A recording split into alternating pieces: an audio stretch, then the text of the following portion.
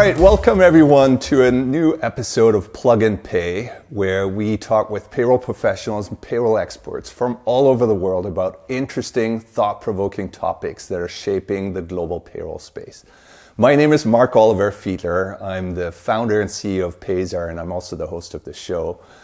We record new episodes every couple of weeks, and you can find them on your favorite podcast sites, Spotify, Google Podcasts, Apple Podcasts, as well as on our LinkedIn page or on our YouTube channel.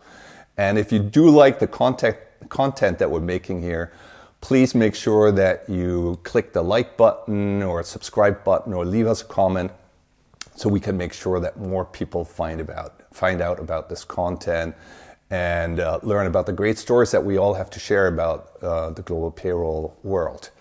So for today's episode, I'm super thrilled to welcome to the program Pete Tiliakos.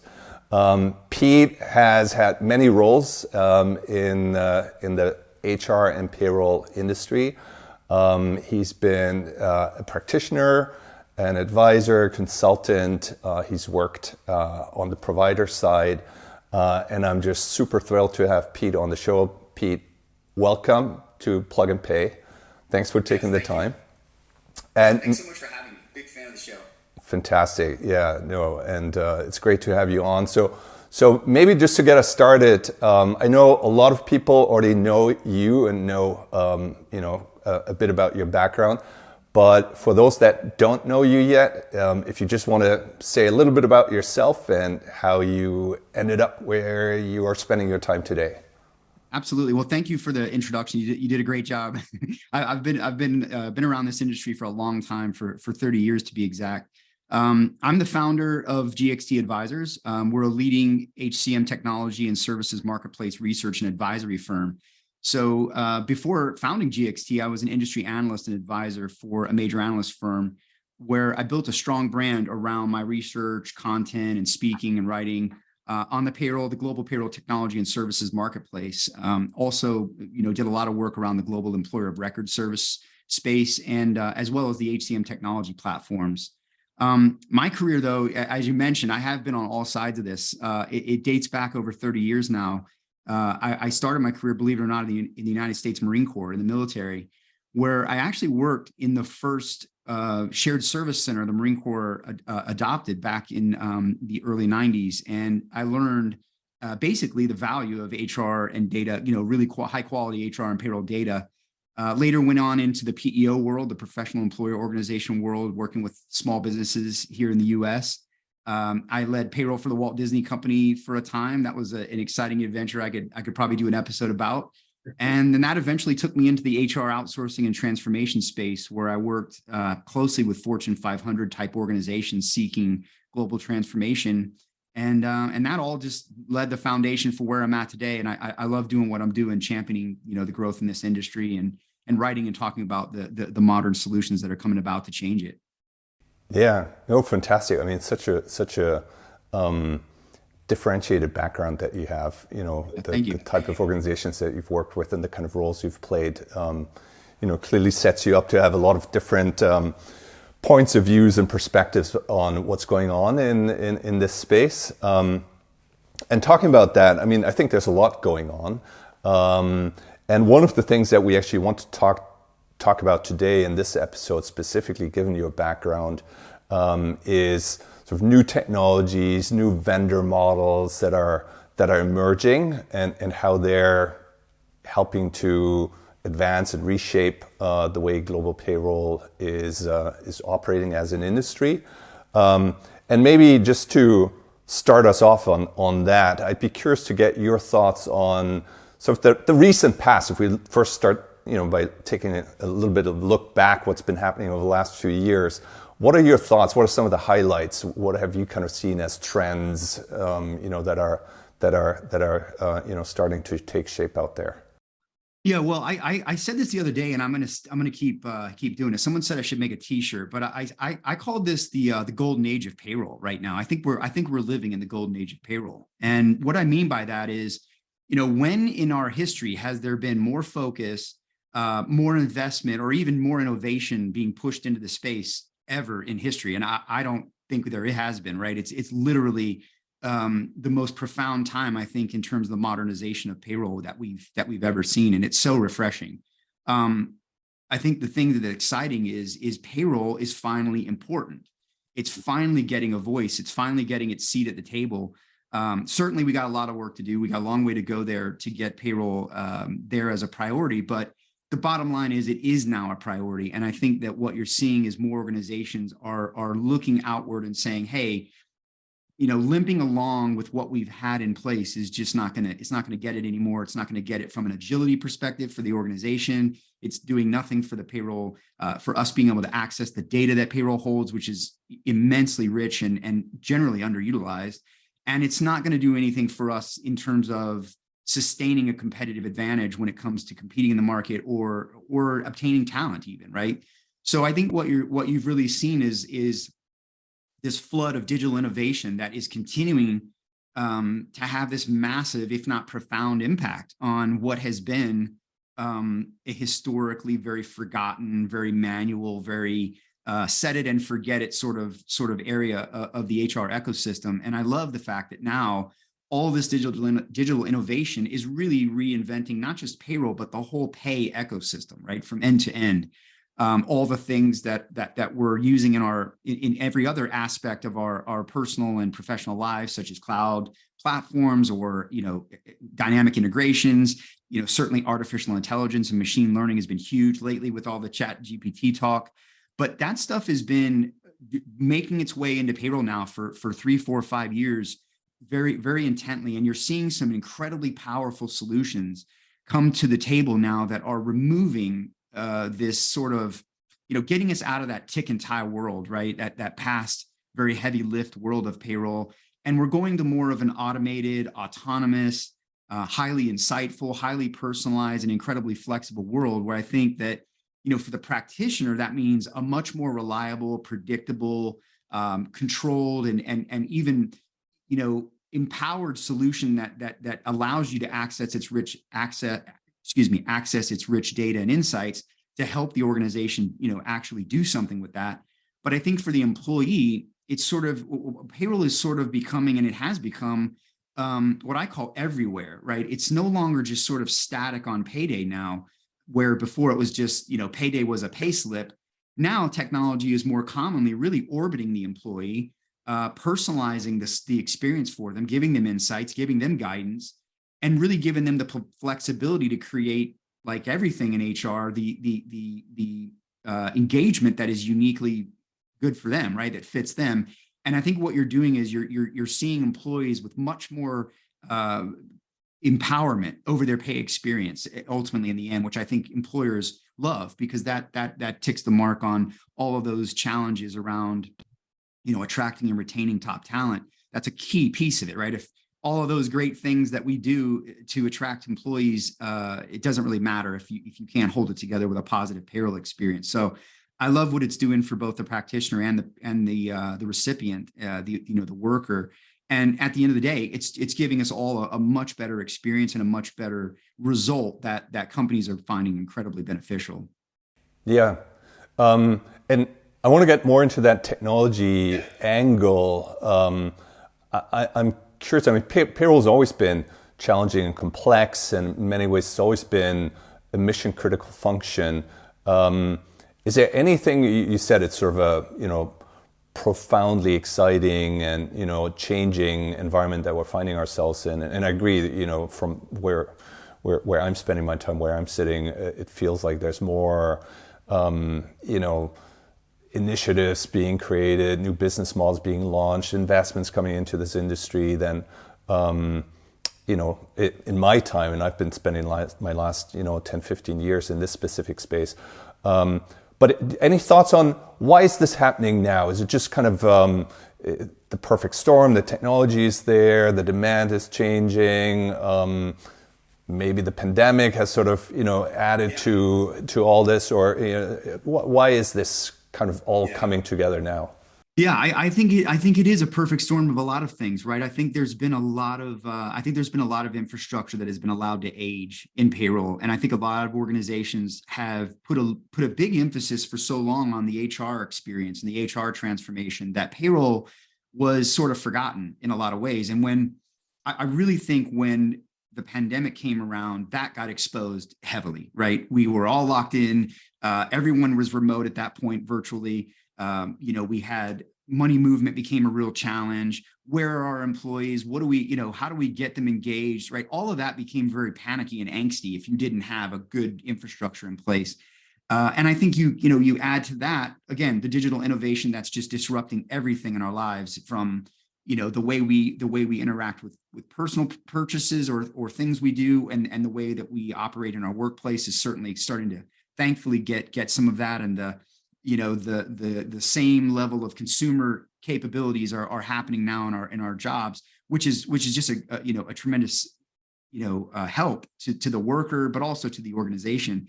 And I also think that there is that continued trend of just global opportunity, globalization, right? It's the borders have been really broken down now, especially because of remote work, especially because of digital innovation, to where I think you are seeing more of the employers having footprints in places they didn't expect to be when work from anywhere happened, or are finding opportunities in order to build and grow, right, in other locations. That now has created, they've woken up and said, oh, hey, we're multinational now. We didn't even expect to be multinational. And so they've got these messes. And again, the employee experience, I think, is front and center as well.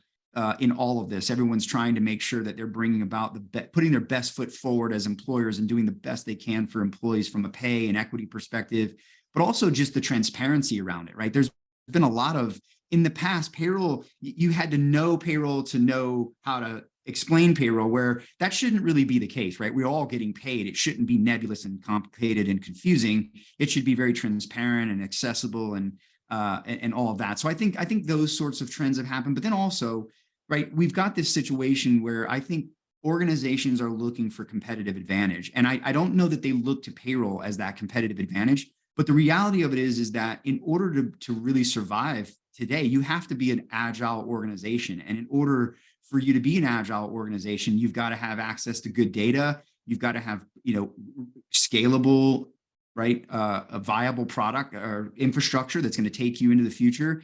And when payroll is a big piece of that, right? The massive data set we talked about earlier, being able to tap into that, that data is rich, and that can help you in context with other data in the organization, business data, HR data, helping finance and HR make really good decisions for the business and moving it forward. And I think that all of that is created, you're right, perfect storm, if you will, of, hey, we realize our payroll is unhealthy and not viable for the future, and we've got to give it the investment and care that we've been giving HR in order to bring it all to the same level of maturity. And I just think that so many of those things, you know what I mean? If you go and you talk to a buyer about why, they'll hit on a few of those things each, right? Everybody's got some unique dynamic going on. A lot of times it's hyper growth. A lot of times it's, whatever, right? It depends on the industry. But at the end of the day, I think everyone understands payroll is a vehicle that's got to be running very smoothly. If HR is going to execute, if the business is going to execute, and that touches everything in the organization. And I think that now organizations realize we can't skimp on payroll. It needs to be as viable and formidable as anything else in our HR ecosystem. Yeah. No, you said an interesting thing there. It just reminded me of a conversation I had last week or a couple of weeks ago with a prospect about, to the point of, payroll can become a competitive advantage, or at least sort of an important differentiator from a talent attraction, talent acquisition perspective. This was a company that they have a significant part of their population in India, which is a very competitive labor market. So they have a lot of their technical folks there, and they were struggling with their current payroll solution, not being as employee friendly and self-serviceable in terms of being able to access pay information and self-service download of important documents that are being generated in the local payroll context. And for the specific organization, it's led to actual employee attrition, where the employee said, if you guys want to call yourself a modern employer, this is not how we're expecting to work. And literally people were leaving. And this started to, it's a US-based company with these employees in India, started to ring the alarm bells, all the way halfway around the world in the US, and the executive office, where, people were walking out the door in India saying, and of course, in a situation like that, suddenly payroll becomes a very important central topic, right? We got to fix this immediately. And it also shows that, I think, another interesting part of that story is that for those of us working in payroll, we think a lot about process optimization and data and integration with our HR tools, and these are all important things. But at the end of the day, let's not forget the real customer is the employee, right? If the employee doesn't have a satisfying experience, everything else, like you said, doesn't really matter. Yeah, it destroys the trust, right? I mean, it absolutely erodes that bond that you have with the employer and the employee. And I think, it's not to be fooled with, for sure. So I want to get more into this topic of technology. I guess the way I've looked at it, seen it, is as the payroll industry has kind of evolved and grown up, there's a bit of this dichotomy between technology-centric models, technology-first, business models, and more service-led, service-oriented business models that maybe have been kind of the way the industry originally, started to grow up. And I'm curious about your experience and your views on this, difference in types of business models, and how is that all reshaping the provider landscape, and how services are being provisioned to customers. Yeah, well, I think again, you go back to the technology, right? It's really at the core of the future of payroll. It's what's shaping all this, moving forward into a different level of maturity and capability that we've not seen. And these technologies are growing infinitely more powerful, right? Firms, they want to tap that innovation, as they should, but how do you do that, right? You're not going to go build that on your own. And I think that the nice thing is that now the innovation and the digital solutions that are coming into the marketplace, it means there's more options than ever, right? There's a lot of competition for sure for everyone's dollar, but there's more ways to solve things now than there were in the past, right? I think in the past, you really were in payroll. If you wanted help with payroll, right? You wanted to go out there and get some support outside of your walls, you pretty much had to go to a bureau style, very, very, highly repetitive model, not that transformative, really just getting payroll out the door, if you will. Whereas now I think what's happened is with cloud and the extensibility, and particularly APIs, it's ushered in it's ushered in a completely different model for how organizations can go about solving things in their ecosystem, right? And that's not just exclusive to payroll. I think what you see is a lot more flexibility now for organizations to go and find the best fit for their unique needs. So where in the past, I think you had to go and maybe outsource payroll in order to modernize it. Now you have a lot more opportunity to leverage technology that can complement your existing investments and your existing capabilities, because not all organizations struggle at the same things, right? For some, it's staffing. For some, it's their capability from a technology perspective. For others, it's all of those things. But I think where you have a good capability, but you're just lacking the vehicle and the technology can be purchased absent of those services, right? You don't have to go in and get into these gnarly situations. So what I have seen now is multinational organizations kind of stepping back and exploring all of the options. We see a lot more. I just posted this the other day, right? I see a lot more of the SaaS solutions coming about, more of the providers that were traditionally bringing to market technology and services together are beginning to crack that apart and offer their deep infrastructure as a SaaS only operation.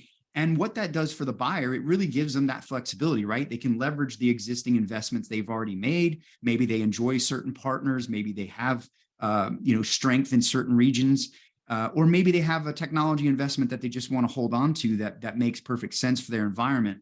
So I think in this way, SaaS solutions and just the flexibility, the extensibility of technologies is giving organizations the opportunity to really, I don't want to say customize, but fit their unique use cases and needs and their unique moment in time and where they're buying and what they're trying to accomplish, outside of having to necessarily go through this, wholesale sort of rip and replace approach.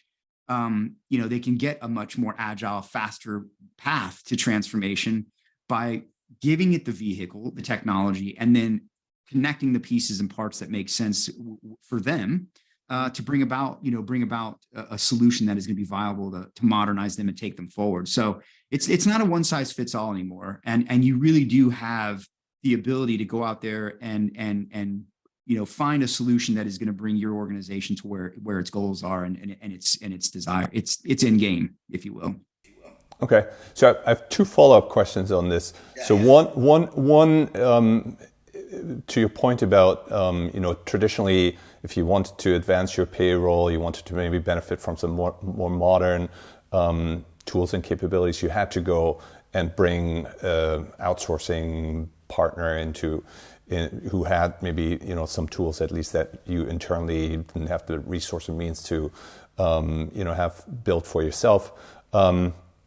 And that's getting more unpacked. Is part of this then what maybe we're already seeing, that companies are more likely to actually insource payroll again? So do you think there's kind of a certain trend, a shift there, where traditionally companies would have said, let's just get rid of everything and find someone who does this? Do you see more companies that say, maybe with the right technology, with the right tools, we could actually do more of this ourselves again, and not lean on someone to take over the whole execution and service of it, but we'll run it ourselves. But we'll use smart technology that obviously makes their lives a lot easier as well than maybe in the past, where without the tools, it did take a lot more expertise to do the things manually yourself. Yeah, I think that's certainly much more viable now, and I think what you're seeing is I've even seen where organizations are entering into these getting out there and bidding full managed services, full end-to-end deals, and then actually not going that route, and to your point, going and saying, hey, wait a minute, we don't necessarily have to do all of that. We can modernize and supplement our existing strengths with things that we don't have, and elevate what we're doing without this massive rip and replace moment. So yeah, I think it's more viable than ever, and I think it's more of an option. And I think that you do have, the thing I will tell you about, I've learned about payroll, I noticed it's a very catalyst-driven buying experience. Most organizations, I find, are typically going out and solving payroll or buying payroll when there's something happening that they have to deal with, right? People, and I know, we talk a lot of times about the fear around payroll, and there's dynamics to that. But I think payroll has been one of those things where organizations were, it's not broken, let's don't mess with it. You know what I mean? And now, again, with all the flexibility of technology, I think you can go and solve things, as and when, without having to necessarily be this big, painful, like I said, rip and replace, right? It can be something that can custom fit your organizations, where you are in the moment of buying and why you're doing that, and what your path is, and how you can get to that path without necessarily going down just one path. So I think there's just a lot more viability now. And I think a lot more organizations are looking at that and saying, hey, let's look at all of our options. Let's see what makes the most sense for us. And let's do what that is, right? And that sometimes ends up being technology only and not services included. And sometimes it's point solutions, and it just depends, right, on where they are and what they're doing. But I think it's more viable than ever. Yeah. No, it's interesting. I guess it makes the buying decision and sort of the transformation initiatives that companies are looking to tackle, they can be a lot more targeted, right? You don't have to kind of do a big wholesale change of, let's bring a service provider because we need to, address this issue. It could be a data issue or security issue or compliance issue. and now you need to kind of change everything with technology and some of the, some very specific point solutions as well under the broader technology portfolio. You could just say, let's bring in someone who's an expert on helping us with just reporting and analytics, right? Or maybe someone who has a fantastic solution for the employee experience and, employee self-service and portal. One thing I have noticed, for example, I've been around, a number of big, gnarly global deals recently where I've seen, some of the buyers now starting to say, hey, we're gonna actually look at this. We're going to solve for this globally, but we want to sort of act regionally, right? We want to have our regions really weigh in on what their needs are. And what you commonly see them, they come to the table and say, hey, well, we have these great partners, or we have this thing that we need to retain that makes perfect sense for our region. It doesn't make sense for the rest of the regions. And so I think there are even organizations that are breaking this down into parts and saying, let's figure this out at a more regional level, but standardize and harmonize at a global level. And I think that is part of that flexibility, where now the solutions can do that, versus saying, oh, you got to tear it all out and you've got to have all the same, flavor of whatever, the platform or the provider offers. Whereas with these approaches, I think what they're doing is saying, hey, we understand we're going to standardize and leverage capability at the global level, but we want to have a unique solution for each of the regions so that we can accommodate our needs and make sure it fits what we have, what our demands are locally. And I think that's smart, because again, it doesn't fit everybody, right? What fits Asia Pac doesn't fit Europe. What doesn't, Latin America doesn't translate in every place. And each of those businesses are often dynamic in how they've come about. A lot of them are mergers and acquisitions. A lot of them are expansions that grew very quickly, and they just aren't the same, even though it's the same company. So I think, again, cloud and the extensibility of cloud has created a lot of options for people to plug and play, to your point, where it makes sense and get to that end result that they need to fit their unique case. Yeah. And then I guess the other question on this, sort of looking at this from the provider landscape side, does this then imply that, back to your point about traditionally you want innovation, you had to go kind of get the full service, partner in that came in with service and technology. Do you anticipate then that we'll see on the provider side more specialization, that, hey, there's guys that maybe they only bring in great technology and they don't do any service, or, the guys that do great service, maybe they can't be as good at technology, because guess what? Running a service business versus running a technology business are, quite different skill sets and, different business models to start with. So do you expect that there's going to be more sort of a specialization or separation between, service, technology, and even maybe within technology, there's some very specialized players in the different technology areas? Yeah, I mean, it depends, right? The good news is, with all of this innovation, there's a lot of investments that are happening in the space, right? We've seen so many different things coming online now that weren't messing around with payroll, if you will, in the past, right? FinTech is hugely intent on getting close to payroll. They're doing a lot of work on that. Yeah, I think so. I think that there are. I think what you are seeing is foundationally all of the providers, whether they're tech and services or whether they're just tech only, the tech is fundamentally what they're selling, right? It really, let's be realistic, right? At the end of the day, that's where the modernization is going to happen. That's where all of these great things we've talked about are going to go by. And I think it just depends on their target audience, right? I mean, and what those customers want. But what I think you're seeing is the managed services providers, those that have been very married to all-in sort of engagements, are now getting more flexible and cracking that apart and saying, hey, we will engage you on just a software only, and we'll be here for you if and when you want broader services.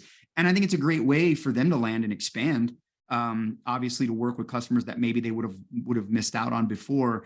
But I think the word that I think that you have to come away with, and it's true for our personal lives, it's true for our work lives, it's true for this, is flexibility. I think that buyers today really want flexibility to leverage the innovation to the fullest capability, but to the capability that fits their unique need. And I think you're going to continue to see that flexibility become indicative in the offerings, right? It's already been, we saw a lot of even the managed service offerings over the last years get cracked apart.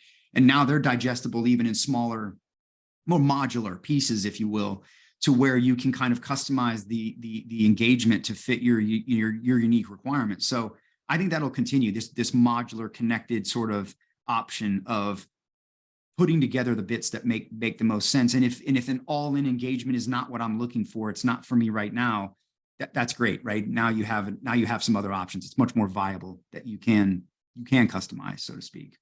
Yeah, perfect. Now, I want to talk a bit about the kind of the buyer, the customer side of what we're talking about here. And one of the things I've heard you talk about before is, I think you called it the no decision buyer, and I think you even did a podcast on I think it was called something like paralyzed versus modernized or something along those lines. And at least from what I understand about this, it's something that resonates with me, or sort of reflects my own experience being in the vendor side, and where sometimes we have fantastic, very interesting, very engaged conversations with prospects, and then you're spending a lot of time together, you're solutioning, you're coming up with answers, and then at some point it just doesn't convert into a project, right? It just kind of comes to a grinding halt and nothing happens. So the no decision scenario plays out. And I'm just curious to hear you talk a bit about what are you observing? Is that changing? Why do you think it's happening? And then once we kind of dissected what that whole phenomenon is, I also want to obviously talk about how can we change that? What can we do to tackle that? Help people that are finding themselves on the buyer side in the no decision scenario. How do we help them get over the hump and become active, right? And drive change into the organization. Yeah, totally. Well, yeah, you're right. We did a whole show on this. It was the do nothing buyer, moving from paralyzed to modernized was the name. I appreciate you mentioned that. You can check that out on the HR and Payroll 2.0 podcast. But so yeah, this is an age-old problem in our world, right? I've run into this many times in my solution architect days. I've seen it as a consultant. And what I think happens is, and this isn't exclusive to payroll, but I think payroll is compounded by a problem that is unique to payroll.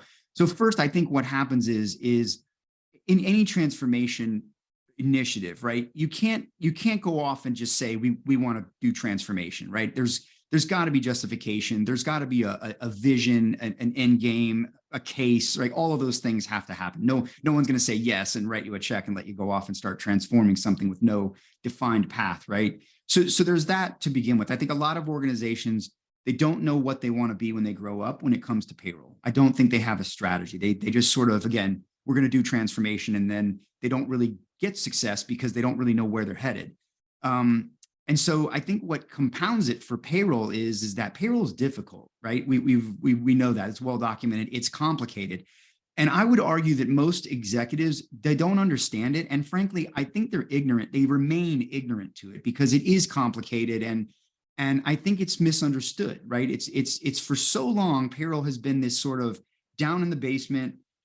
It's this thing that just happens and you never hear about it except when there's a problem, and they always fix it. So why should we touch it, right? If it's not broken, don't fix it. There's a fear, I think, of touching payroll. If you follow the Sapient Insights, my good friend Stacey Harris runs the Sapient Insights HR technology survey every year. Payroll is one of the top 3 this year for wanting to be replaced, right? Organizations saying they're replacing it, which is really interesting given this historical fear. So I think that lends to a lot of what we talked about earlier. But I think that they've also realized now that we have to do something. We can't, for all the reasons we've already covered, we can't continue forward. We're not going to remain agile, competitive, and all of those things we need under the current infrastructure. And so I think what's happening is they're being forced poorly, unfortunately, to make some sort of decision and do something to get transformed.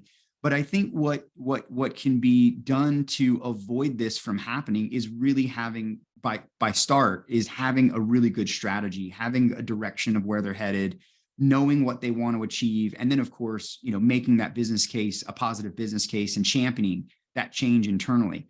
But without those things, you're not going to get that success. You're going to land on that do nothing decision, right? If you don't have internal executive champions, if you don't have a positive, or you can't make a positive case, and let's face it, often most organizations don't have a clue what they're really spending on payroll to make that case. They often need help.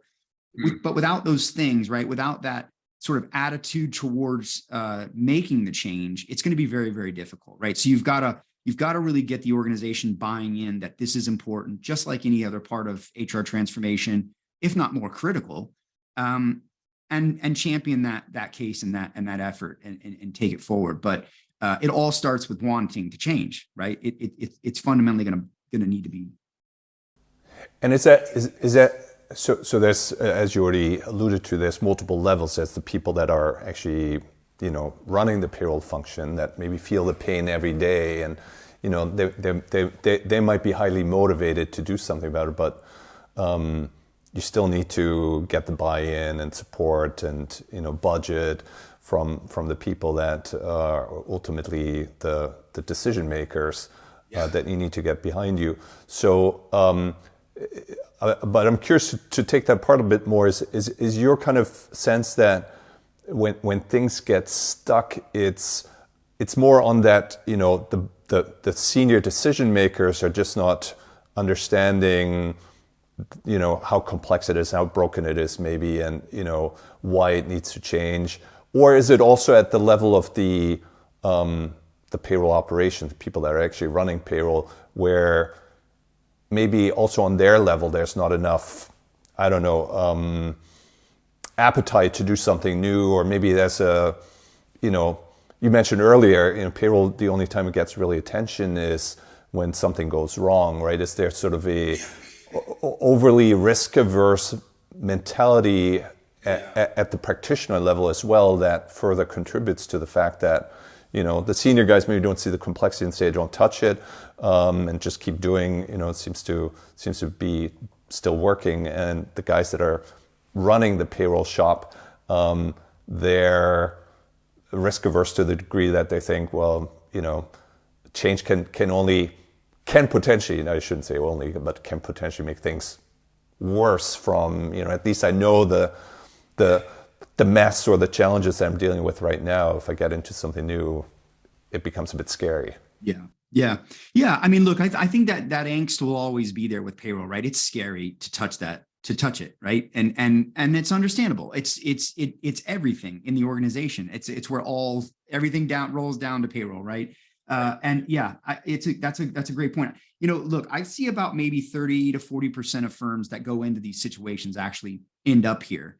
And in my opinion, what you generally have in payroll is it's the lack of understanding that stops people. It's the lack of like the case, right? I've come across that a lot where the case fails. And the reality of it is after we kind of go in and dig into it, it turns out they just didn't know what their costs were. And we were able to, as a consultant, I was able to help get that over the edge. So that's always a big one. But you're right. There is a certain amount of, I talk about payroll getting its seat, right? It's becoming a priority, or it is a priority, should be a priority. Not every organization's leadership is entirely sold and is on board with that, right? I mean, the reality of it is for payroll to really get that seat at the table and get this, look, it's not going to become a strategic thing. It's a strategic data outlet, right? It's a strategic area of strategic value. But the reality of it is, I think you're going to have to really, the practitioner level organization is going to have to be pushing to the top and promoting themselves and positioning themselves as that, trusted advisor with rich insights that needs investment in order to help the company advance, right? And it's more than the employee experience to the company. It's that value, that strategic value that can be tapped. And I think what's going to happen is there needs to be a bottoms up push and a top down meet, right? Where we come together and say, executives, need to recognize the value and the potential in payroll and invest in and champion that. And payroll is going to have to push that message up to show them, look, and be, we talk about, I'm a big fan of Iggy Svoboda, who you had on. She did a great presentation at the APA Congress about how she was a champion for change in her organization and used her data and the investments the organization made to constantly champion new ways of thinking and advancing the organization and helping them achieve their goals. And I think that's what payroll is going to have to do. They're going to have to audition that, right? They're going to have to put that on display and really show where they're enabled to do that or able to do that and what would be beneficial to helping them. And I think it's going to be, again, a meets in the middle sort of thing. Everyone's going to have to start to act and behave like payroll is important and do the things that are necessary to enable that to happen. So I think it just depends on the organization, but I really think that it's going to take some work, right? Payroll is going to have to continue to champion and pound the drum for what makes sense in their environment, and senior leaders hopefully need to recognize that. But again, getting this done is all about making a case, showing the need for change and ROI that's going to come back from that. And really, again, because there's so much flexibility now in the marketplace, I think if folks get past that curve of being able to make a case, they get out there, they'll realize there's a world of opportunity for them to advance their operations and go to a whole other level of value in the org. So long answer there, but I think it takes a lot of both. Yeah, and I think to me it also ties back to what we talked about earlier when we talked about the impact of technology and how that's transforming the experience and the options that are out there for the buyers and for the customers. If you bring that back into the point we're now talking about from a decision making, getting support perspective. Of course, traditionally, if you thought about my only choice is really to do a big managed service transformation, either bring in an outsourcing partner, change the existing outsourcing partner. Those are big, scary change projects, right? Where, everything gets flipped over in the organization. It will take, years to get that all to come together and settle down. As you said earlier, with, new innovative smart technologies, I think you gain a lot more agility and sort of you can be a lot more targeted, right? You can pick and rifle shoot the challenges that you feel are most critical to solve in the short term, in the midterm, in the long term, maybe in only one part of the organization. Gee, I have this big challenge over here. And maybe that helps to overcome some of this no decision, indecision dilemma, right, as well, where it doesn't have to be. I mean, you still will need a solid business case and, demonstrate why is this going to add to the success and the value of, how it's going to drive value into the business. But you don't have to, explain why you're going to spend the next 3 years implementing something. Now you can explain that, look, let's bring in this smart technology. This is going to solve our data challenge or our integration challenge. And we can get this done in weeks or months, and suddenly your business case looks much more digestible than maybe it would have done so in the past. Yeah, absolutely. And sometimes incremental change is better, right, than these wholesale sort of do it all right now. And that's possible now, right? There's so much flexibility, in available that I think you can meet your individual challenges and needs, and they're all different. It feels like, especially in, if I'm reflecting on the conversation we're having now over the last few months, in the current environment with, sort of uncertain macroeconomic outlook and, are we heading into recession, and what's happening with inflation and wars, and, it's a crazy world. And it feels like, to your point about, having more incremental strategies, maybe not solving, world hunger or everything that can be challenging about payroll, but picking off some specific pieces and making progress that way. Yeah, yeah, I think so. I think that goes back to that sort of regional focus, right? I think firms are looking at, maybe we can't solve everything right now. And that's one thing we do. I would certainly advise a firm who does hit a no decision, right? First, understand why and get to the bottom of those. But maybe it's that you've just got too much on the plate, right? Maybe there's just too much scope. Maybe it's focus on your burning areas, low hanging fruit first, get a few wins, prove it, and then keep going. That's another way, is particularly now with the economic challenges where firms are kind of pulling back cash. You can still make progress, right? 1% better every day is what I say. You can still keep making progress on your initiatives, and now maybe the time to do some incremental work and prove out that bigger thing that you're trying to do. So yeah, I love it. I love the flexibility that's possible. Perfect. So look, having you on this show as a HR and payroll futurist gives me the opportunity to pick your brain a bit, and I'm going to be asking this next question for a friend. If you were the CEO of a payroll provider, payroll company, what would be the 2-3 areas that you would really want to focus on, that you would really tackle hard? Yeah. When I look out right now at the market and I look at the last several years of what I've researched and read and the feedback I've seen from buyers, there's a lot of powerful stuff out there, and it's all great, right? It's all there's some amazing stories. You guys have some, everyone has their sets of stories that are just, you love to see it, right? It's great. It's what this industry is trying to accomplish, and it's what these organizations need. But I think that there's still 2 areas. I don't know if we're at a point where there's things missing per se, but I think one of the 2 areas that still has to there's still maturing that has to happen is definitely around integrations and analytics. If you look at, if you go and look at any of the buyer feedback across even the top solutions in the marketplace, commonly where there are challenges is the integrations. It bubbles up, and that can compound problems in reporting, employee experience, just all kinds of data movement, right? Because that's payroll's lifeblood, right? The data it's rich oil, right? It's the thing that's so valuable. It's the thing that the asset, it's not a thing, it's an asset that organizations have to learn to get at. And in order to get that right, you've got to have the modern landscape. I think the integration layer is still a challenge, and they're not all created equal. And I think that's probably, there's still some more work to be done there. I think that there, and I'm not saying that there isn't one, because I know there's a bunch of API focused solutions out there, but I think that maybe what payroll might be missing is almost an iPaaS, or sorry, not an iPaaS, but integrations as a service type of capability.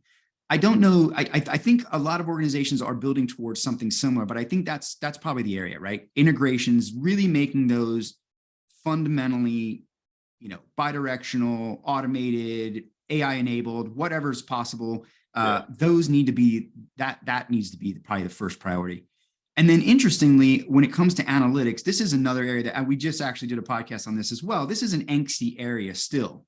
I think payroll reporting has come a long way, but the analytic part of it, and just analytics in general, organizations have struggled, right? Again, back to the Sapient report, payroll time and analytics were the 3 most commonly solutions organizations said they wanted to replace in 2023. And so, or 22. So if you've listened to that, right, the payroll part of it and the time part of it, not surprising, right? The lift is in time for payroll, the heavy lift, the build to gross. Makes a lot of sense. And there's a lot of modernization that's come about in the time space that organizations are still adopting. So I think that makes sense. And the payroll part of it, we've talked a lot about, right? There's a lot of firms that are out there riding on outdated systems that are going to go out of support, that are just fundamentally not viable. They weren't viable, years ago. Now they're really not viable.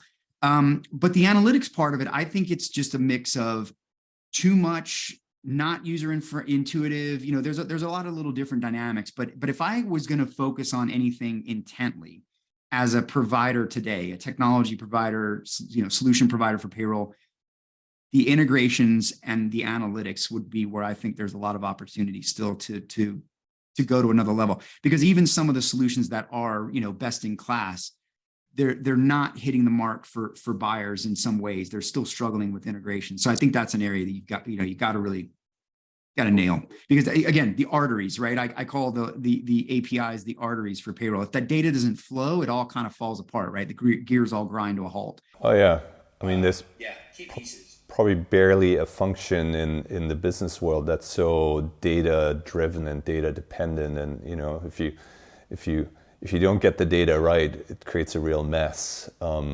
If you do get the data right, then as you call it, you're kind of sitting on oil, right? Rich stuff that really gives you a lot of incredible insight, makes everything run smoother. So and I'm personally a huge believer and huge fan of the whole reporting and analytics side of payroll, which I think for a long time has been undervalued and overlooked, maybe. And in some ways I get it, until you get payroll to be correct and right, and that goes back to the integration. If you have challenges getting the data actually into your payroll and out of your payroll, well then there's some more fundamental things.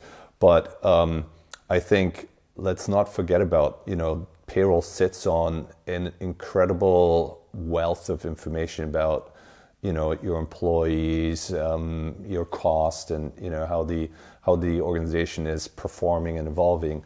And I think historically it's been not surprisingly, it's been under-tapped. It's not been utilized because it's so hard to get your arms around, right? If you have 50 data silos and they don't somehow correspond to each other and match up with each other, and anytime you start asking a question, well, that's the answer for whatever Korea over here, but the answer for Germany we don't know because it's a different system, then of course you're not going to get very far with your insights and analytics. But I think these days, as we're getting to a much better state in making systems, integrating them and making them talk with each other, I think it creates incredible opportunities.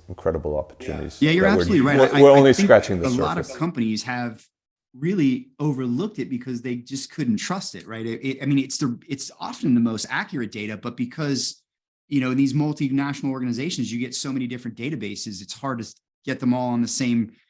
You just couldn't get it, Someone in finance goes to payroll and says, hey, I want to see, and they probably, after a certain time, just didn't even bother to go and ask the questions anymore, because they would know that the answer would be, well, it's too hard, right? We can't give you that data. It will take us weeks to pull it together. So people have just kind of, accepted that's the way things are, and we won't even ask the question. And I think now they should be asking the questions, and they should be getting excited about the data. And I know when we're showing some of our reporting capabilities, HR people, finance people, compensation people, eyes will start lighting up, right? Because they go, oh wow, I didn't know that this could even be done like this. So yeah, it's very powerful stuff, especially to your point, when you start putting it into context with other data, right? Business data, comp data, talent data, it becomes very, very powerful, but you got to be able to get to it and trust it to begin with. And that's not payroll's fault. That's just the lack of infrastructure that they've been given to be able to work with what they have. They've been given a shovel to try and, dig a construction site, and they're doing the best they can. When in reality they need real equipment, so it's been more like a spoon, but we're getting real diggers. The other thing I'm curious about is, you mentioned at the beginning you're setting off on a new venture with GXT Advisory. What are some of the areas that you're excited about, you want to get into? What are some of the topics that you're we already talked obviously about the technology dimension, but any other areas that you guys are really starting to dig into? Yeah. So a couple of things that we're looking at in our organization. So as you know, I partner with Steve Goldberg. He's a legendary analyst in the space. He has a very strategic background in human capital management. Mine is much more operational. So one of the first areas we want to look at and that we're really excited about is exploring just that convergence between strategic and operational, and how the synergies that can come out of that and the impacts that can happen from that. We want to better understand that. So that's one key area. I'd say the org agility topic, right? I mentioned that earlier. And again, that those two things coming together, strategic and operational HR, are critical to enabling that org agility. So org agility is something we want to really explore, and how payroll plays a role in that, and how HR, where HR's role in all of that. So those are two key areas we're keen to figure out. And then, of course, I'm going to continue my payroll work, definitely in tech services. Obviously, a lot of the emerging global workforce stuff that's coming about around EOR. But another area that I'm really excited about, I'm doing a bit more advisory in, and I want to explore a bit, is just the whole, payroll has become so much more than just payroll and processing, right? It's really payments and pay, and just that interconnectivity of all of that, and how that ecosystem operates is something I'm keen to dig into. So I'm still in the lab working on this. We're testing some things and we're figuring out, but we should get it going later on this year. And I'm excited. I'm excited to bring all of it to the market.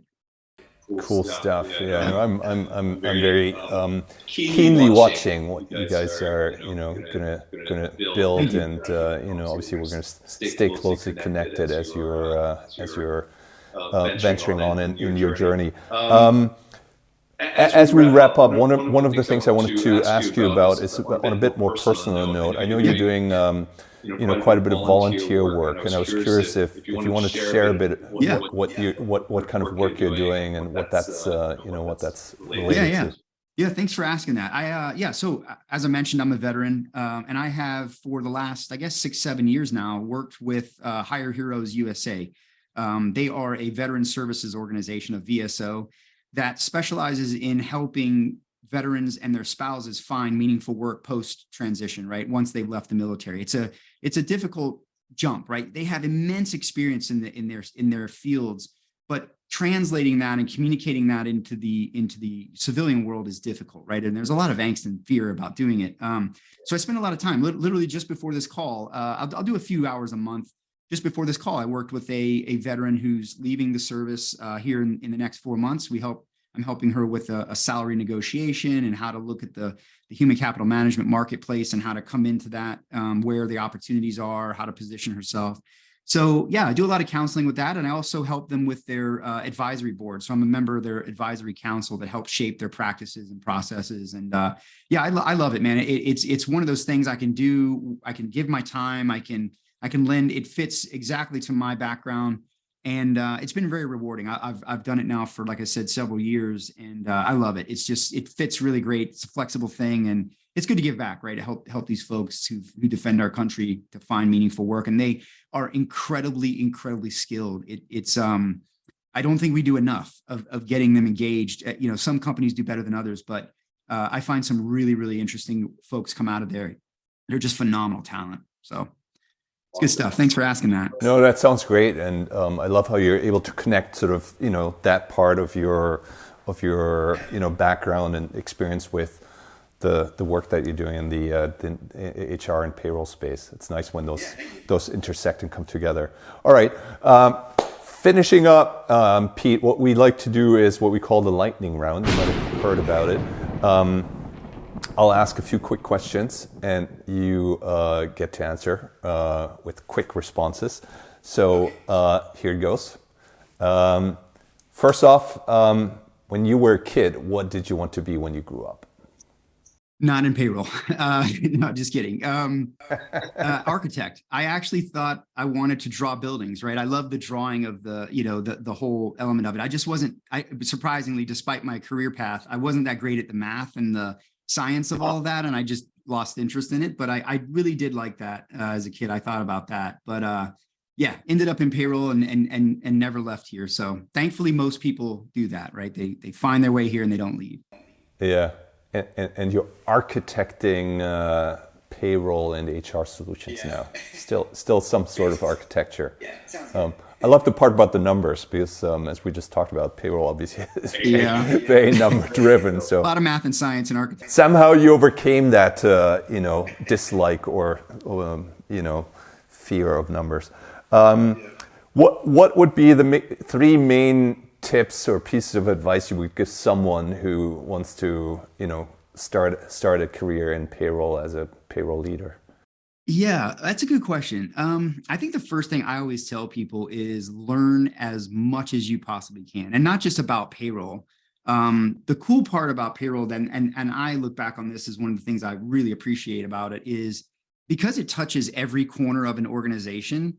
Your ability to learn about those other areas by default is actually really high, right? You actually end up learning a lot of things that you and getting around a lot of areas of the organization that you would never have thought you would have. And that opens a lot of doors, right? For networking and other opportunities and all sorts of things that come from that. So that's one of my keys would be to learn as much as you possibly can and never stop that, right? Keep doing that.